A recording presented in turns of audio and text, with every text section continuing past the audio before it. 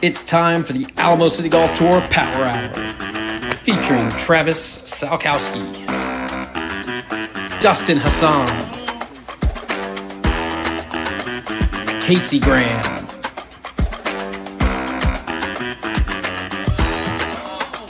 Jason Bird, and Mike DerManuelian. Let's go! Good evening, Alamo City Golf Tour. My name is Mike DerManuelian. Good God, it's such a long name. I know. I apologize. It's MD here. How's everyone doing? Welcome to the Power Hour, Alamo City Golf Tour. What's going on, guys? Super excited to be here with you as always. Week 34. It goes by fast, guys. And like the golf season itself, we are now through spring, through summer, and we have entered past the playoffs into the South Texas Match Play Championship. It's going to be our focus here for the next 2 weeks, leading up to next Saturday and Sunday. Our team getting together to take on Houston. Exciting show for you tonight. We're going to have a lot to talk about, have a special guest joining us from Houston. But before we jump into all of that, let us bring out some of our dear friends. First and foremost, Dustin Hassan. What's up, buddy? Good evening, Alamo City Golf Trail golfers and MD. You're right. Too many syllables. That's why I just keep it to MD. Shorten it up. You know what? It's an absolute nightmare. It's MD. How are you, buddy? Episode 34. Episode 34. Man, I am good. I am excited. It's Tuesday night. It's always a good night. I'm just back from Minnesota. Looking forward to playing a little golf this week, getting in some practice leading up to heading out to Mexico on Sunday with my wife. But it's a busy time right now, man. It's a busy time, but it's South Texas Match Play time. How you doing? I am great. I am looking forward to the next couple weeks, leading up to the tournament. Is just as much fun as the tournament itself, I think. The practice rounds that we have scheduled, the team building, the pods that Travis uses year after year, which, seems to really be, successful in this format. It's just as much fun as the tournament itself. Yep, absolutely. And we'll dive more into that, talk more about the South Texas Match Play Championship. We'll talk more about that stuff tonight. And we'll talk about it more next week. But before we do that, let's bring in the man, a few words, but by God, if they're not impactful, Jason Bird. Good evening. Oh, hey there, Birdman. Impactful. What's up, dude? DH, how's it going? Hey, I'm great. How are you, bud? A little tired, been busy with work, all that, but got home in time to be on the podcast today. Pretty excited. The man knew what was important in life, and by God, yes, he made sure he was here for it. I did. I got something cool over since the last podcast. I got it on Friday. Can't wait to see this. I got a St. Andrews flag. Look at that. From the 2000. From 2000, and it's signed by Gary Player. Boss. Yeah, I won it at some charity event. Pretty cool. I'm pretty excited by it. Bird, congratulations, man. I don't know if I'm going to put it at DH. I don't know. Some good memorabilia there, though. Highest bidder, Bird. I think he's selling a flag signed by Gary Player. Let's let the bids roll in. Yeah, well, I mean, I will listen to all offers for sure. We have all come into some expensive but now very valuable items in the last couple of days. Jason, I don't know if you follow Travis and his Lego adventures of trying to pretty much put together the largest Lego sets humanly possible at all. I don't know if you follow that. I don't. So for those of you out there, going to jump way off topic here, but for those of you who don't know, Travis Salkowski is a major Star Wars fan, and he is a big Lego guy. He has been looking for all these giant Lego sets, the Death Star, Millennium Falcon, the Razor Crest, all these iconic Star Wars ships, or these iconic Star Wars themes put in Lego form, like thousands and thousands of pieces. Travis Salkowski has been looking for a Star Destroyer for many years now. It's like 6,000 pieces and sold out for forever. And Travis has been at Legoland and been in Disney. He even gave his information to the guys there at the Disney store in Lego saying, hey, if this thing comes in, call me. I happen to be in Minnesota and find that specific thing that he's been looking for, last one, sitting at the Legoland at Mall of America. Call him, all this stuff. And, what I got it for is I could sell it for like maybe double now because it's so hard to find. You can't get it online. Flip that stuff. Flip it. That's right. What I told Travis his may not be his. I told Sabrina when I called about it, I said, I got it for this much. This is what I got it for. I'll let you know what I'm going to sell it to you for later on. Time and effort that went into buying that item. Morgan Graff, wait, it's Legoland in Minnesota. I'm going there this weekend. So Mall of America, for those of you who have not been to Mall of America, that is in Minnesota, there is a giant amusement park in the middle of it. It's a 2-acre amusement park. There also is a giant Lego store there, and they house all sorts of different Legos, all sorts of different Lego product, apparel, all these kinds of things, ranging from just little miniature, they're little guys on keychains, up to your $800-900 massive Lego sets. The box that I ended up taking home that day for Travis weighed like 20 pounds, 25 pounds or something like that. Like, it's crazy. Like, my parents have to drive it down in December when they come for Christmas. They do not have Lego outfits. They do have Lego clothes though, Morgan, but no Lego golf clubs either. But it is certainly worth your while. But have fun there. Lots to see, lots to do. We spent like 2 days exploring. I hadn't been there in like 18 years since we lived in Minnesota. But back on track, everybody. Again, Travis is not here. I like to take on the persona of getting lost in the mix. Back on track. Lost in the sauce, baby. Lost in the sauce, baby. But we're back on track. We're here, we're there, we're everywhere. Let's get it popping. Let's get it rocking. Let's talk South Texas match play. Jason, for those of actually, let's start with who's on the team. I think that's a good place to start. Do you agree? Yes, I am not on the team. Which is, I believe, crime. But really is a crime. I agree. But I'm not on the team either. That is also a crime. But you know what? We have the honor with Casey Graham as well to be assistant captains, to be captains this year. So we will be there, and we just won't be playing, but we will be making sure the players out there have everything they need to go out there and put on a good couple of rounds of golf. So let's jump into who made the team. I know we had talked about it last week. Playoffs came to an end. We talked about who finished in the top 10. We talked a little bit about the horse race as well, and we kind of hinted at who won, but told everyone, hey, go watch the video. Let's go see how it all played out. That being said, here's our list of the players that will be on the South Texas Match Play team here in 2022. We'll run down the list here real quick. First and foremost, Sean Vidal. Sean Vidal finishing in first place this season, our tour champion, player of the year. Big shout out, Sean Vidal. Steven Evans, Willie Nichols, Trace Davis, Jason Sandoval, Morgan Graff, the first female golfer to make the South Texas Match Play team in its 9th year. Absolutely incredible. Trevor Bailey, Steve Robert, Tyler Cook, Sean Sexton, Jeremy Semlinger, Scott Williams, Dustin Hassan, and if you notice, I skipped a name, David Thomas. David Thomas was our winner of the horse race.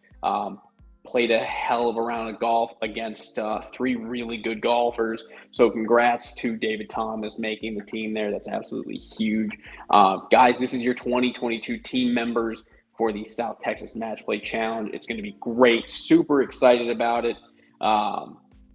So yeah, that's who we got.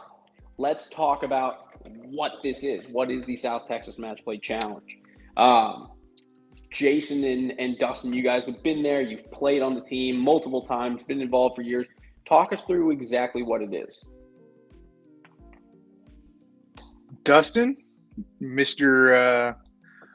Consistency. Yeah, I'll lead here. it off. Yeah. So basically, it's a Ryder Cup style format, and it's going to be 16-man teams on each side, and it will consist of 2 days of matches. Those matches will be broken up into a 4-ball match on Saturday, which is a 2-person team best ball format. So essentially, you're looking at 8 points up for grabs total on Saturday, day one. That brings us to Sunday, which is full of individual match play matches, each worth 1 point apiece. A total of 16, up for grabs on Sunday. So 24 points total over the weekend. If there happens to be a tie, 12-12, I know Travis has been rooting for this, especially last year. I know he really wanted it. He's got a really cool playoff format that will consist of a selection of 4 individuals from each team. They will play in a 4-ball match, and it will be a 3-hole aggregate playoff. So something pretty cool, something that's never been done before, something that I know Travis wants. We haven't had a playoff format. We hope it doesn't have to come down to that, but it sure as hell I want it to happen to get so that bad. Yes, it would. Screw you guys. I want that to happen so bad. And guys, real quick, I want to pull that graphic up one more time. I apologize. This is an error on my end. I take full responsibility. I'm the piece of shit. I do need to add a quick call out here. I missed 2 names. I apologize profusely. Adding to the list of players that I previously announced, Rick Hoinsey, Ricky Ho, our South Texas Match Play Challenge sponsor, is on this team as well. Ruben Ramirez joining the team here as well. I apologize. 16 players. I put up 14.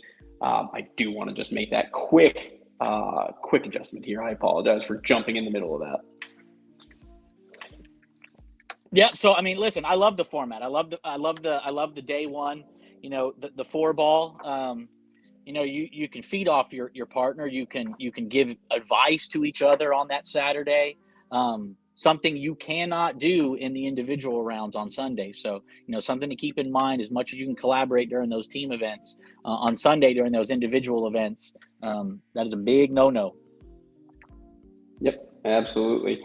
And, looking at not only the actual events, let's talk a little bit about some of the players on this team. I think we had talked earlier about the experience level on the team. All experienced golfers, all obviously have played competitively, have played on the tour for whether it's 1 year or pretty much the entirety of its existence.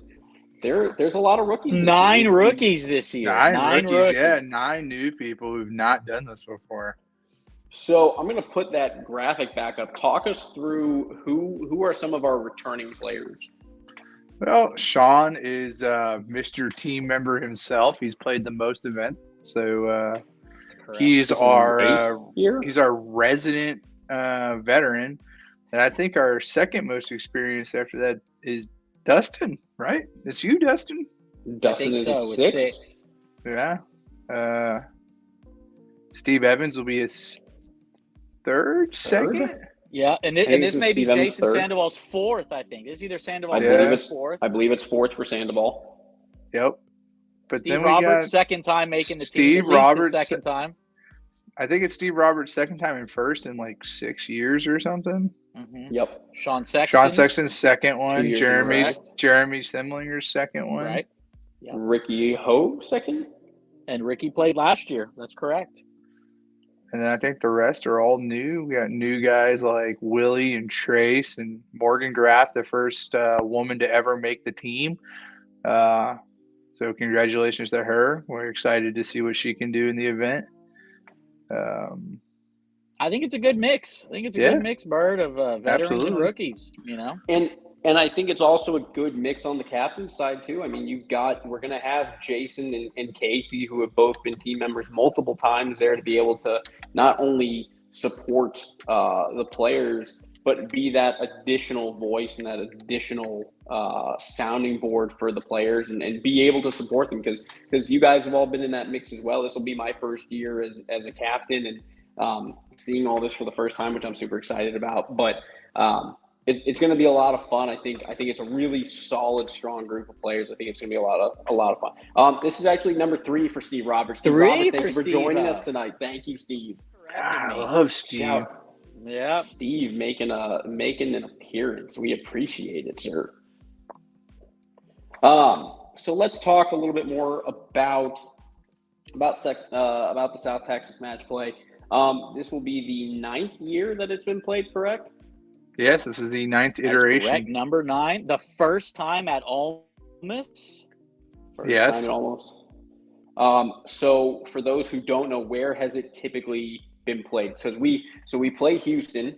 Where has it been played in Houston typically? Where do we play in San Antonio usually? In Houston, it's been at River Ridge and Wildcat, I believe, are the only 2 venues that it's been at Houston. And I believe here in San Antonio, it's only ever been at Brack and Cedar Creek. So this will be the 5th venue out of 9 events. Okay. That's an interesting little bit of mix too. And I think it'll be a lot of fun. I think Almost continues to just stay in perfect condition, and it's gonna offer a great venue. It'll be exciting to have not only the players there, their families there. Undoubtedly, we'll have plenty of the tour regulars out there cheering on as well, caddying. I know Morgan will have former team member Greg Graff, GG, aka Papa Bear, out I think on the bag for. I think all this is great. It's in a central location, so hopefully the Houston team is staying close by, so they can take in the Quarry and the Pearl and that nice area that has to offer. So just like Brack, it's a good central location. I know Cedar Creek can kind of be out there for some people. Yeah, and I mean, I think the general feel for this is going to be just exciting, and I know we'll talk more about it. My friends call him Daddy G. I will absolutely be referring to him as that forever, and I am changing his contact in my phone right now. So I was about to say that is Daddy G in the phone, Daddy G from now on, and I will see if we can get him some sort of caddy. We need a Daddy G. He needs a hat that says Daddy G or something. I'm just gonna call him Daddy. Oh, Daddy Greg Graff. DGG. How do you feel about that, Dustin? Feel great. He feels great. Dustin loves calling other people daddy.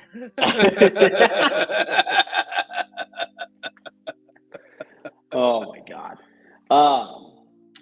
So let's talk a little bit about. So we'll get a chance next week. So for those of you who don't know, we're going to tease a little bit, but it's not even really a tease.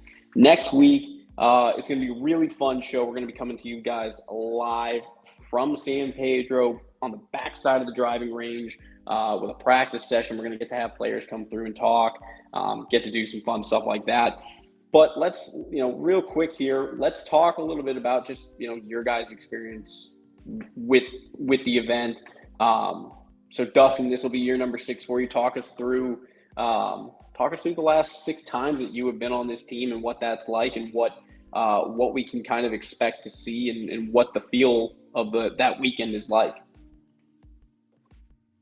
Dang, Dustin died. Just said no thank you. God.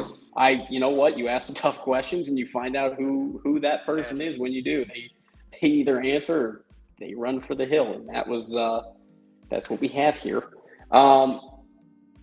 It's an internet issue, supposedly. It's out in Hondo. I mean, they just got internet like 3 weeks ago. So I got clients out there who struggle with internet connection, so I know how it goes out there. And if Jason Bird can't fix their internet, no one can. I'm not the ISP, bro. That's what I tell people all the time. I hate the ISP. I can't fix your internet. I'm sorry. It's funny because I have to tell customers this sometimes because they naturally think their IT company can fix everything, but we are not the ISP.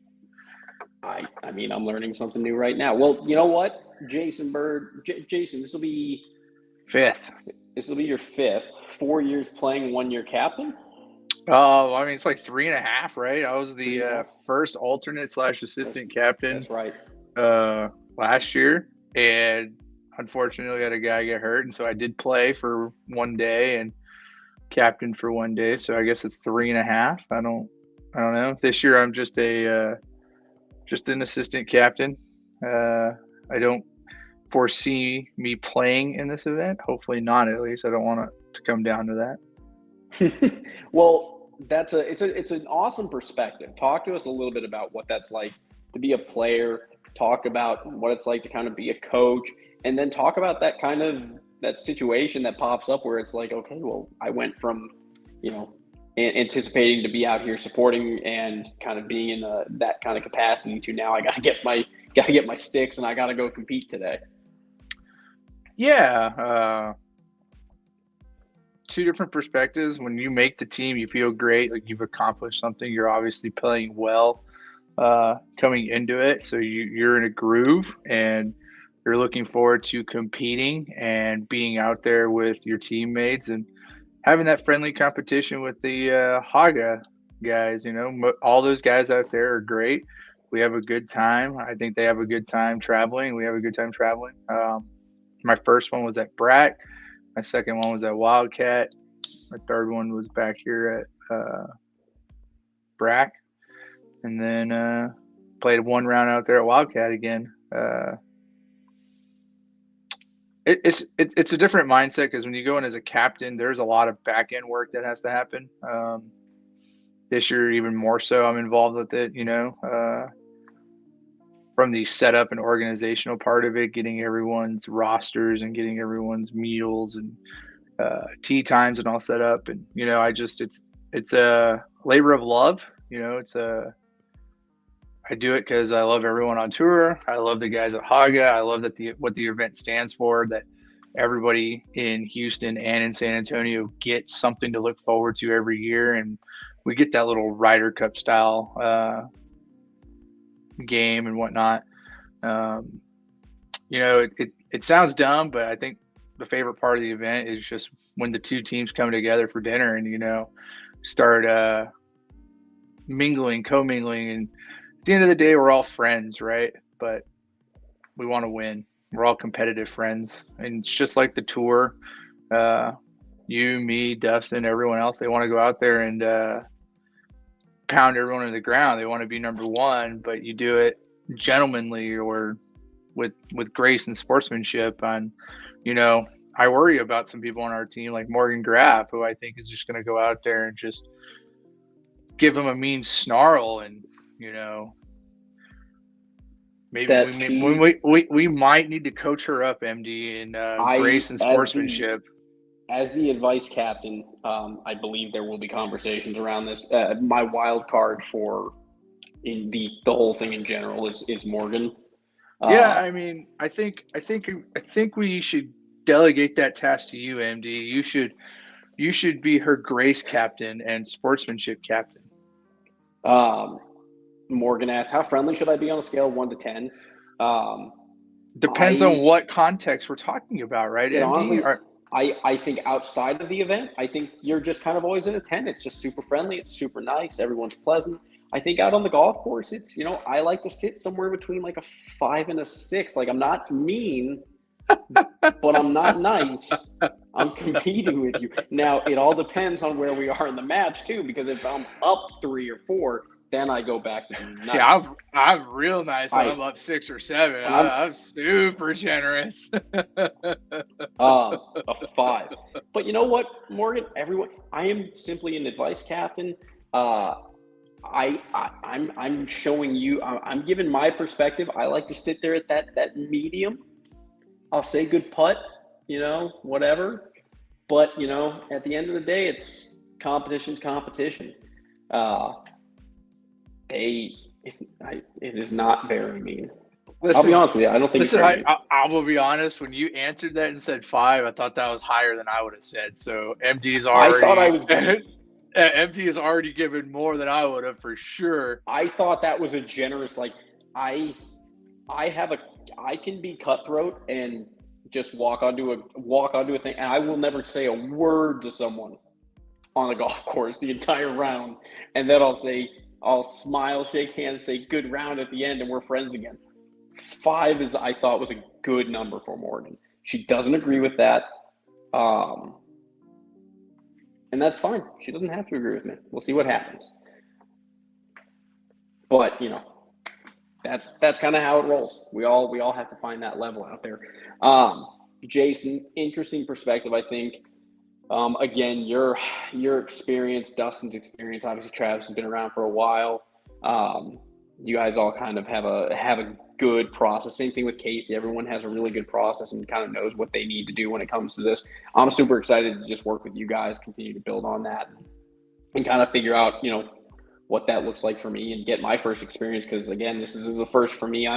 We've got 10 rookies technically, if you want to count me in there, it's going to be a good time.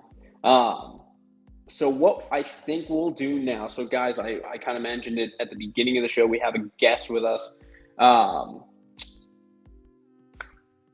gentleman named George Harlow, joining us from the Houston Amateur Golf Association. Bird, kind of talk us through a little bit, or just give a brief introduction into who George is. We'll bring him on, and we'll kind of get this thing going.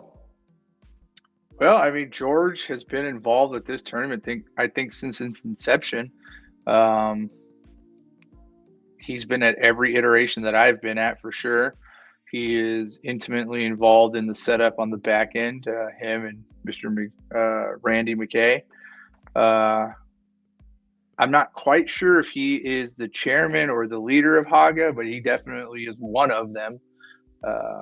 I'm sure he could speak for himself when we bring him on here, but he is definitely a pillar for that organization, for sure. Well, without further ado, let's go ahead and bring George out. We're going to talk to him a little bit. Guys, if you have any questions about HAGA, if you guys have any questions for George, feel free to throw them in the comments. We're going to talk to George a little bit, and we'll kind of go through that as we go. But let's go ahead and welcome Mr. Harlow. Good evening, sir. How you doing? I'm doing fine. How are you guys? Doing well. Great. Thank you for joining us. Jason, good to see you. Good to see you, George. How are you? Good. Well, George, thank you so much for joining us. I know we had an opportunity to kind of go back and forth there a little bit there over email. I'm Mike, one of the captains here this year. I host the Alamo City Golf Tour Power Hour with Travis, with Jason and the guys. Thank you so much for joining us tonight. Super excited to have you here and talk to you a little bit. Oh, I'm more than happy to be here. I've been in this now. I missed the first year at Breckenridge, but I've been involved in every one since then, either as a player or as the captain. Now, I'm about 50-50 on playing and captaining. But I just love this format, and I love the challenge and everything. So I'm more than happy to be here and try to answer any questions. I did notice, I saw your list of players for the first time, and I have to say that I only recognized a half a dozen names. So I think your team this year has quite a few new players on it. It sure does. We have 9 out of 16 rookies. We've got a very veteran squad this year. 14 of my 16 players have been involved in it one way or the other in the past. I only have 2 new players this year. So we're optimistic, to say the least, this year.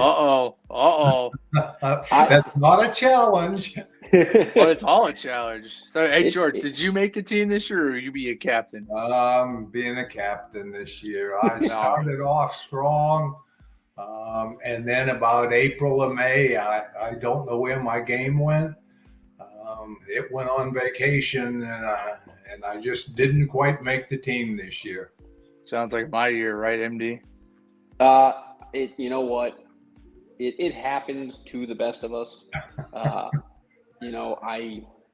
My game always seems to disappear right at playoffs, just when it matters. So I understand the game disappearing. So George, I've been playing with the Alamo City Tour now for it's been about 5 years that I've been playing on it really consistently. I've been playing since 2013. So I'm not as familiar with the Houston group. Can you tell us a little bit about HAGA, how you guys do your tournaments, how many players you guys typically have, that kind of thing, a breakdown of your guys' tour? Yeah, sure. HAGA's been in existence since 1952. So we're celebrating our 70th year this year. Congrats. We're running awesome. Right now about 160 members. Our year is just a little different than yours. We go September or October 1st to September 30th. So we close out a month ahead of you. I know you guys split your season. We go the whole year as far as Player of the Year points. The top 16 Player of the Year's points getters, they're the ones that make the team. And then if we have anybody for whatever reason can't make it, then we'll go down to 17 or 18 players. We had to go down, I think, 2 players this year. We had a couple that were going to be traveling during the tournament week, so we've replaced them. I'll have my clubs with me just in case something happens to somebody here. But hopefully you get to play a little bit at all the practice rounds. We play a different course every other Sunday. We do double up on a couple courses, but we pretty much play 15 to 20 different courses throughout the year, where you guys always play one of your Alamo City courses. Yeah, we have 8 of them. We're having a lot of problems this year getting courses because of what happened with the pandemic and the popularity of golf. The golf courses are not having any problem filling their tee sheets, and all of a sudden they don't want to have any shotguns, and that's what we thrive on, shotguns, so that everybody finishes at about the same time, so that you get the camaraderie and so forth after the round. Mostly this year we've had to go to tee times. And it's kind of hurt the number of players that we're getting out. We used to get 70, 80 players out. Now we're getting 50 to 60 players out on a Sunday. Plus the prices have gone up. So we're having some difficulty this year compared to previous years. But we seem to have our core group that, they show up every other Sunday. And they're the ones that are going to make the tournament, because they're the ones they play all day. They are able to amass, the greatest number of points.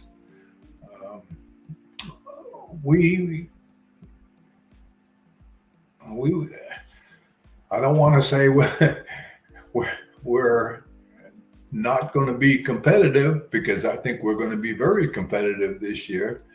But we have had our problems trying to keep the group together and trying to keep them motivated and so forth. Well, I'm not sure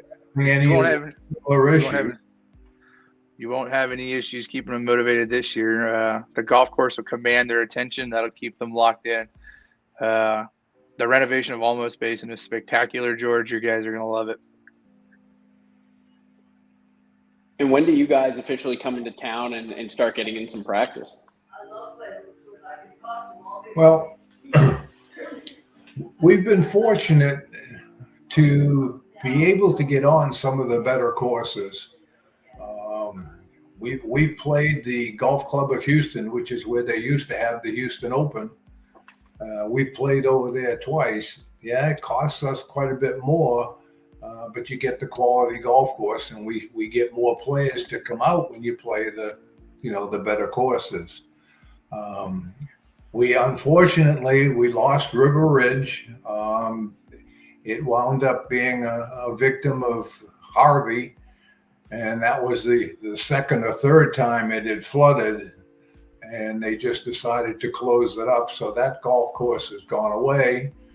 Wildcat, again, that was a great location for us because it had two golf courses, so we could play one on Saturday and one on Sunday. But they wound up charging way more than what we wanted to pay on a regular basis. Plus the fact that they felt we were a little slow. I mean, when you play competition golf, you're going to putt everything out and everything, and it's going to be a more 4.5, 4 hour and 45 hour round, sometimes a 5 hour round, and they were complaining that we were a little too slow, and they decided to eliminate most tournaments on the weekends. We can play on the weekdays. I play in the senior league as well. We play on the weekdays, and we can do a shotgun. But on the weekends, all they want to do is charge you $100 a round, and then they want you to play tee times. So we're not sure what we're going to do next year. We have a course that we really like called High Meadow Ranch. It's in Magnolia, which is up on the northwest side of Houston. It's always in great condition and everything, and we're gonna play that, I think, 2 to 3 times next year. We've already got the dates booked and so forth. And I know we were going to inquire about where we would host next year, and that's certainly one of the candidates. Oh, I like High Meadow Ranch. It's actually one of the few Houston area courses I played. It's a fantastic course. Yeah, it's one of, it doesn't have a lot of elevation changes, but it is enough outside the city that you do get some elevation changes out there. and it's one of my favorite courses as well. Although I don't necessarily always score that well on it. But I have had some good rounds on it. So we've got our fingers crossed. The other thing is we've been talking about, maybe we just need to pay the premium and possibly play the Golf Club of Houston. That's another candidate as well. Oh, that is another course I've also played. And I think those are both excellent choices. Yeah. I am definitely making the team next year if we're going to Golf Club of Houston. I'm going to kick someone in the shins. So, George, you've gotten to play a lot of these events. What's your favorite part about the South Texas Match Play Challenge? I don't know how to put this. We're very competitive. One of your questions I noticed a little earlier was what's the friendly factor when you're playing and so forth. When we're playing the South Texas Match Play, I think the friendly factor is somewhere up around 6 or 7, especially if you've played that person before or you know the person from previous years. It might be a little different if you're with a brand new person and everything. But with our own group, I'd say the friendly factor is probably around an 8. Our guys like to play with each other. We allow them to request pairings and so forth, and it's a lot of fun. It's just a shame that we can't play shotgun so that we can all get together after the round. Yeah, I think that's interesting. I think that's an interesting statement about the shotguns versus tee times. The ACGT Tour has always been tee times. That's our preferred method, is to do tee times, more like a real competitive tournament. I know the atmosphere in tournament, everyone's super friendly with each other. We really like each other. But in our tournaments, it's not always that friendly. It can get quiet and serious. And then, it's like once you're done grinding, that last putt drops an 18, that foursome walks up to the clubhouse and someone just bought a 6-pack of beer. And now the friendly factor is a 12 out of 10. Yeah. So I think that's, I think it's interesting how the two,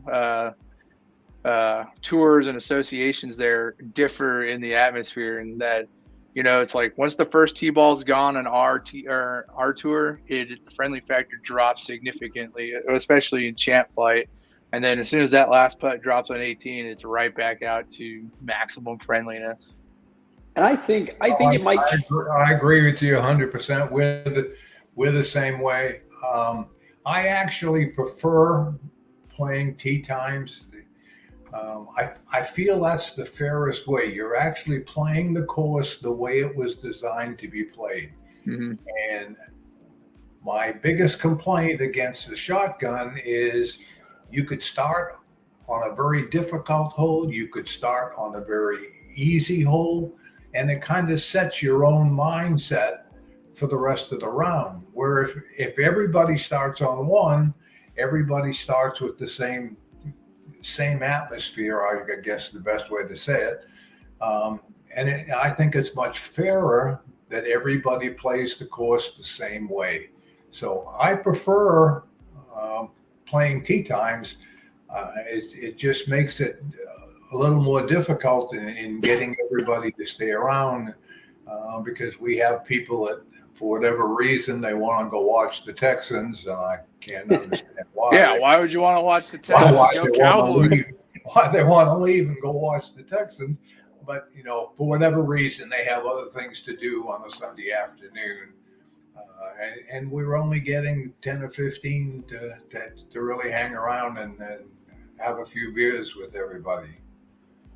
I always like the tee time start. I've been on both sides of it, where I've come into the clubhouse with a lead, and I've either watched it disappear or I've watched it anxiously and watch it hold on, and see those people coming down the stretch.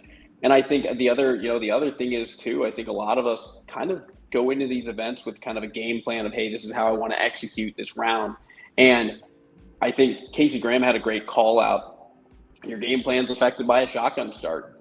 You don't know how you're going to start out the day and where you're going to start out necessarily. So it makes it a little bit different on how you're going to approach the round. Especially starting a par 3, right? Do we all agree that's the worst?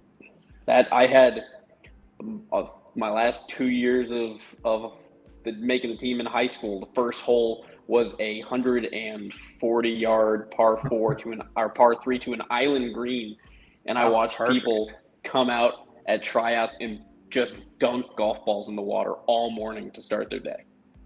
It is not par 3. I did that last week in my Thursday senior league. We have 120 players every single Thursday, and it's a shotgun start. Well, I started on a hole that I have a mental block on, and proceeded to put 2 in the water.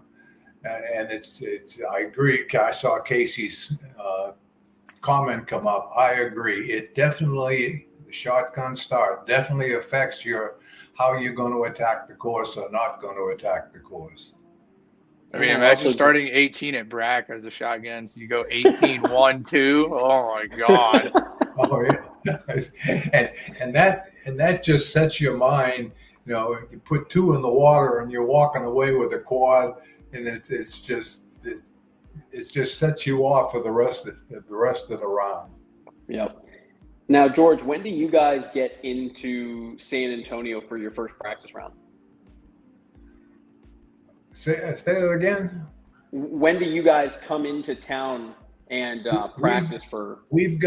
I think we've got 11 guys coming over on Friday, and we've got a practice round, I think, scheduled starting at noon, and then we'll have the rest of them will come in Saturday morning. We've never played the Basin, so I'm looking forward to it. I know a lot of our other guys are looking forward to it. We had played Breckenridge previously, or at least the last time we played there, and the same thing with Cedar Creek. But so we've never seen this golf course. We've heard good things about it. We heard that it was totally redone a year or so ago, and that it's one of the best ones on your tour. Yeah, they just celebrated their 1 year reopening here November 1st. The course is it's fantastic. It's in great shape. And if you guys want to get any idea of what the course looks like, obviously you can go online and look at pictures. We actually have a couple of videos up on our Facebook page. We've done a couple of videos going out there playing 9-hole competitions and stuff like that, so you can actually kind of see what the golf course looks like a little bit more up close and personal as well, if anyone wants to get a little head start on practice. I would I know you said you had 11 people coming in for the practice round. I would implore you, George, to get the other 5 people to come in as well, because you're going to want to see that course. You're going to want to walk each of the greens complexes. The greens are I would say are professional level green complexes. They are tough, and you're going to want to see them. Yeah. I wish we could, but I think they have work commitments, or they have some other commitments that they can't get out of on Friday. But we've got 11, maybe 12 coming over, and that's usually a pretty good number. Yeah, take good notes for them, George. We haven't had that many. We've only had 6 or 7 come over, so I'm going to play as one of the members. Because I'm really excited about trying to get out there and see what it's like.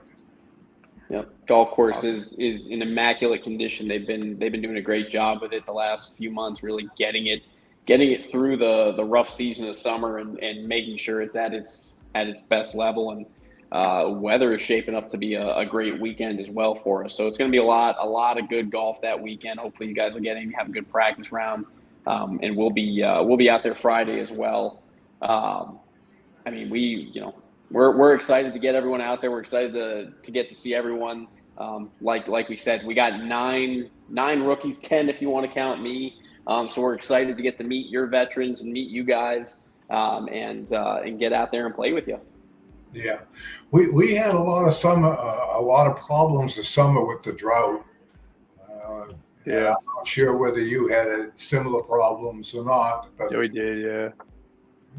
Yeah, water was at a premium, and there's a lot of golf courses that were trying to minimize the amount of water that they wanted to put on the golf course, and some of them now are just starting to come back since we've had a little bit of rain the last month or so. But yeah, it got pretty dry this summer, and the ball rolled a lot. Yeah, we've definitely struggled with it. Shout out to the Alamo City Golf Tour and to all the maintenance teams out there for kind of keeping the golf courses in as good a shape as that they did. And fortunately, there was a lot of people willing to put in what was needed to be done to get the courses kind of back up to par and back into a position where they could be played well. And now we've been able to keep a couple of those courses in pristine condition. Brack looks great. Almost has been really well kept, and it's going to be a lot of fun for you guys to get out there and see it. It's such a different golf course. It's just such a different golf course. It was so dry. We even had a couple of courses go to cart paths only. They didn't want the golf carts out on the golf, physically on the golf course because the course was so dry. Yep. Yeah, that happened here at TPC. Yep, at Twin Creeks, the club I'm a member at up here in Austin. I think we pretty much up until maybe like 2 months ago, we were strictly cart path only. Yeah. So it definitely makes it challenging. Guys, anyone have any questions out there for George that we can have him answer? Anything like that? We'll give you guys a minute here to throw some questions up. But while we're doing that, George, again, really, really appreciate you jumping on with us. Anything stand out for you? Any favorite memories or a favorite memory in particular from the South Texas Match Play Challenge over the last few years? Yeah, I mean, one thing I remember, and I think we've kind of solved the problem a little bit. We starting a little earlier this year. I think on Saturday we're starting at 11 o'clock. We were starting at noon, and we weren't getting a round in. I had to come back at, I don't remember what time it was, 7 o'clock on a Sunday morning to play the 18th hole. And that was at Wildcat too. And that 18th hole at Wildcat is up over the hill and then down the hill. It's a par 5. And that was kind of exciting because we were halved going to the 18th hole. And we wound up tied, so we wound up splitting the point. But that's probably one of the things that I remember the most about playing this tournament. It gets to be real intense at times. It is. And when you got to come back, the following day, I didn't sleep very well that night. But hopefully we won't have to do that. Hopefully we'll get it all in on Saturday before it gets dark. I think we will. Yeah, I hope so. I think we will. Pace of play on this side in San Antonio this year has been it's been a major talking point for us. Yeah. The one thing that I did notice is, especially when you have new people, you have older people trying to help them, and sometimes it takes a little longer than your pace of play would dictate. So hopefully that we're going to be able to get it all in. I'm all for helping people on Saturday, especially the new people, and I'm going to have that problem with a couple of guys, but we're going to have the problem because some of them will not have seen the golf course. Yeah, so right.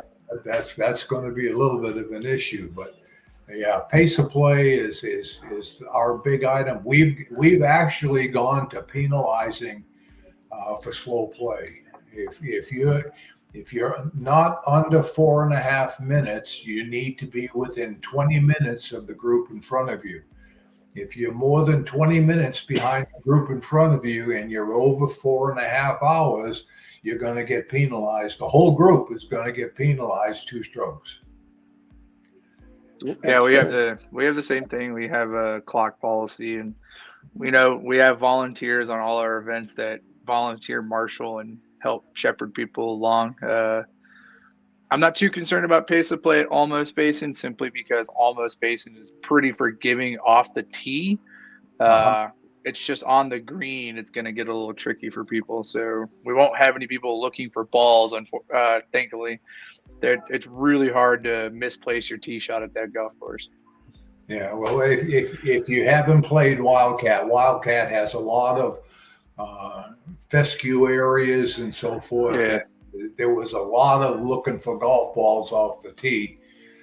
They've actually gone out now and trimmed back a lot of the areas because they were having such a problem with slow play, not just for us, but I mean just for the general public.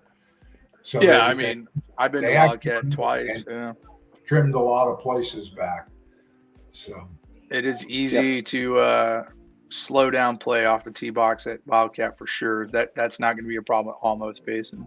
The second shot and the chipping and the putting is what's going to give everyone fits. Yeah, wouldn't. I think that's what makes Almost so much fun, is that it's one of those golf courses where you look at it and face value, it says it shouldn't be as tricky as it is. Good. We're looking forward to keep the ball in front of you, so it's going to be a lot of fun. Yeah. Guys, George Harlow joining us from the HAGA, Houston Amateur Golf Association. George, thank you so much for joining us tonight. We appreciate it. We look forward to seeing you out next weekend. Look forward to meeting you, and we're looking forward to it, man. It's going to be a good time. Yep, very good. Thank you for having me on. Thanks, George. So much, sir. Yeah. Have a good night. All right, see you next week. We'll see ya. All right, Alamo City Golf Tour. That was George Harlow joining us from the Houston team for the South Texas Match Play Challenge. It's going to be an amazing weekend. It's going to be a lot of fun. Guys, that is really the what we have for you here tonight. The event is coming up fast. It's going to be a lot of fun. Next Tuesday, we are going to be live at San Pedro. Going to be at the back of the range doing a practice session. We're going to be doing the show live from there. DH, Bird, Travis, Casey. I will be coming live from Mexico, and we'll have that show for you. And then, then we go in. It's going to be a heck of a weekend. Friday practice round. Thursday we've got our team dinner. Saturday, Sunday the event. We are looking forward to playing, getting out there and competing against a great team. But we're also super excited to see you guys. We have our 16 players, our 16 team members of the South Texas Match Play Challenge, as well as our captains. But what is going to be a huge driving force out there is you guys. All of those people who have not made the team, who compete week in and week out, who support the tour, who support the guys and gals who have made the team, come on out. If you're caddying, if you want to come out and respectfully just watch the event and participate in that. Cheer on our team as we take on Houston at Almost Base. It's going to be a great time. Jason Bird, let's hear your thoughts. I'm talking too much.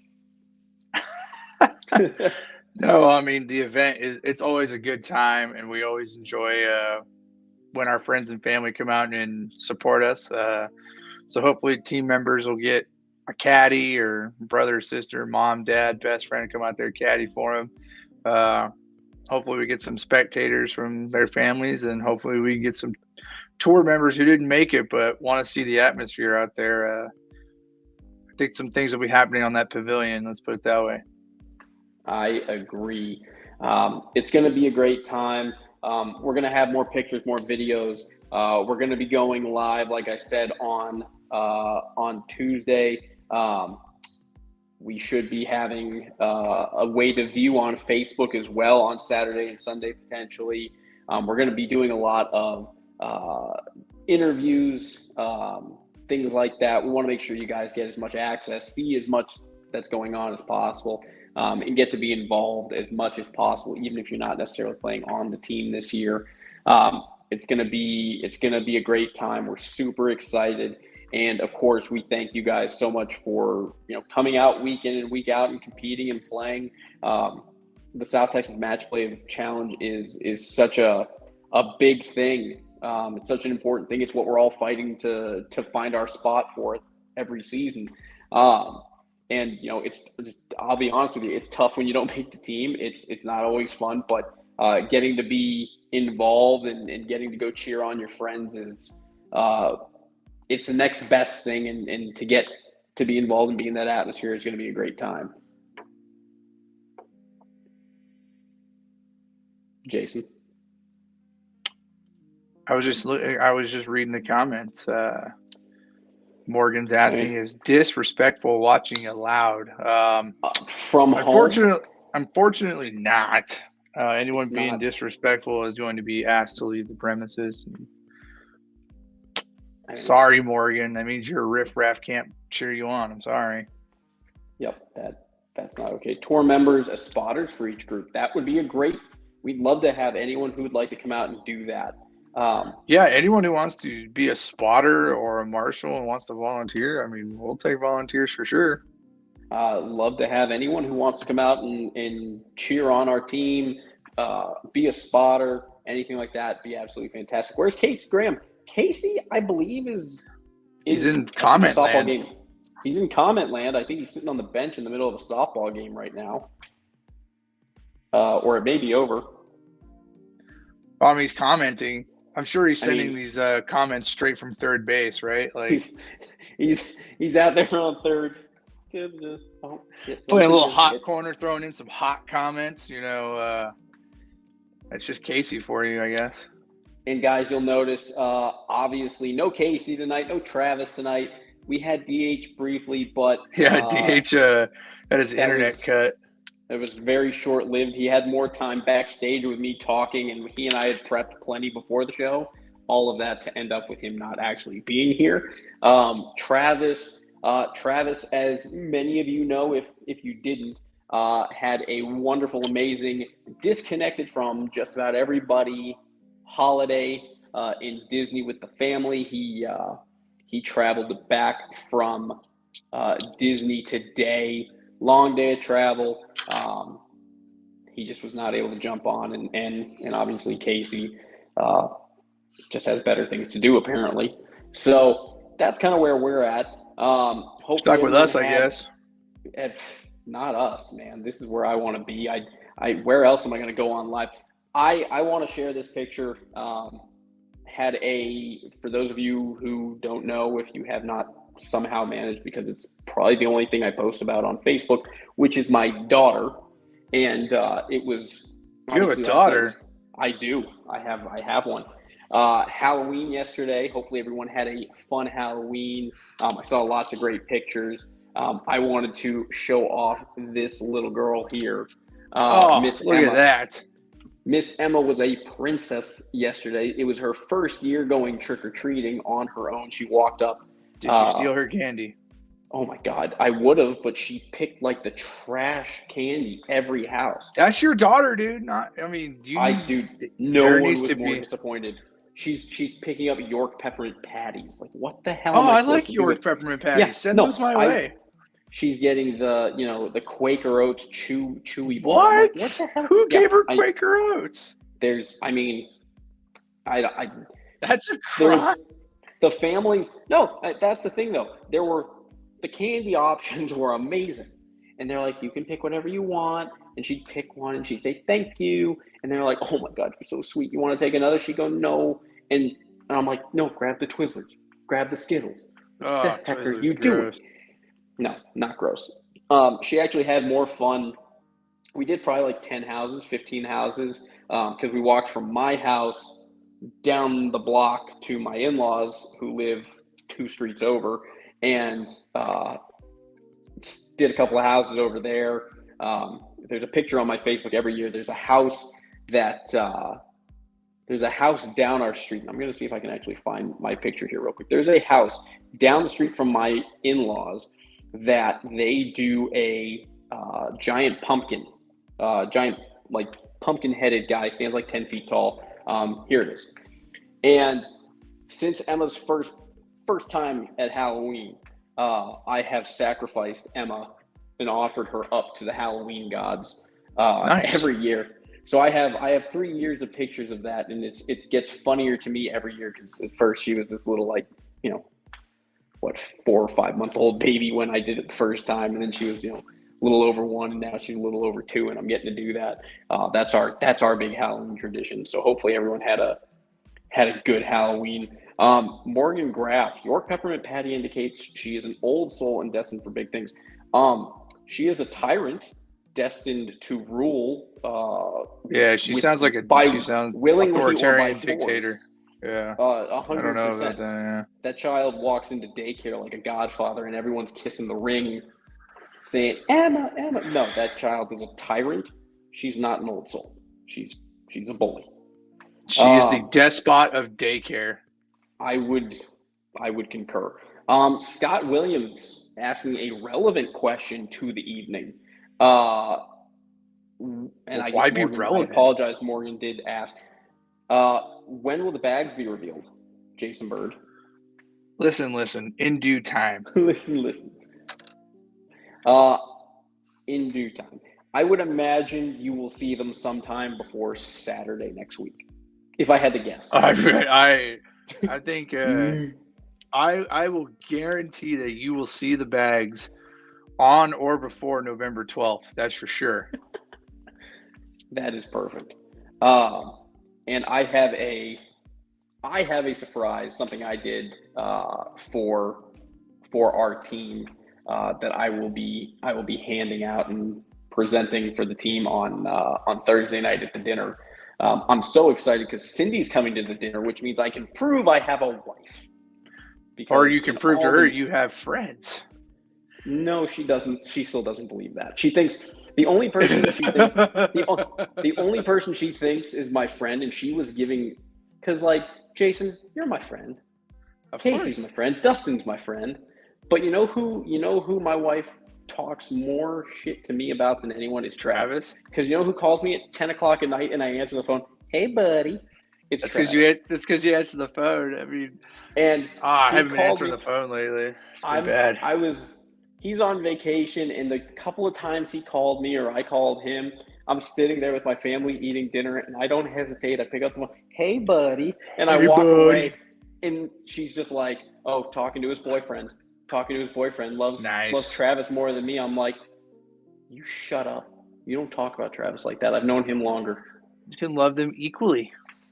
No, it's a different love. Different kind of love. It's a different kind of love. No stronger love than man love. But that being said, we've got a lot of fun stuff coming down here over the next week and a half. It's going to be a great time for the Alamo City Golf Tour. South Texas Match Play Challenge is coming up. There's going to be a lot of good stuff here for the team building, doing that kind of thing. Excited to continue to share it with you guys. Continue to ask questions. If there's stuff that you don't know about the South Texas Match Play Challenge, if there's things that you want to know more about, whether you're on the team, whether you're not on the team and just curious, let us know.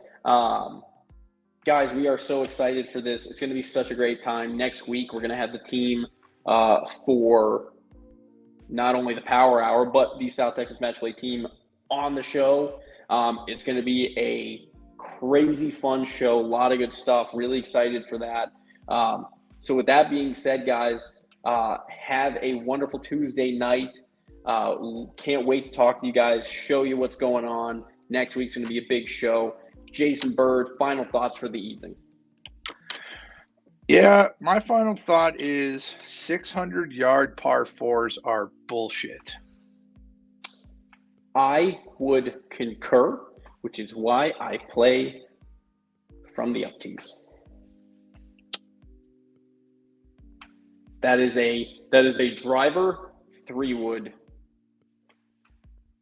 9-iron. No, it's something ridiculous. I was traveling for Halloween. I managed to sneak out one round of golf this weekend, and this course had a 600-yard par four. And I gotta tell you, 600-yard par four is a lot of freaking golf hole for a par four. I would imagine. There was a golf course in Illinois, in Geneva, Illinois, called Tana Farms, with a 640 or 640 yard par 5 uphill, all uphill, and it is always windy and always into you, and it's the most miserable thing. I could not imagine a par 4 having to play 600 yards. Yeah, I mean, I get that it's at elevation and you get longer drives and the hole is slightly downhill, but all of that doesn't matter because of the way this hole was designed. It was brutal. Well, fortunately, we don't have any of those here. No. Hopefully. I mean, this is a 599-yard par 4, and I'm thinking to myself, Brack has 2 or 3 par 5s that are 500 yards. I was about to say, I'm like, number 12. Number 9 is 498 or something like that. I mean, I think about 13's a driver 6-iron. Yeah, no, it was. I mean, I got to tell you, the way this hole was lined up, I went driver, and I had to lay up with 8-iron, and then I had to go 6-iron.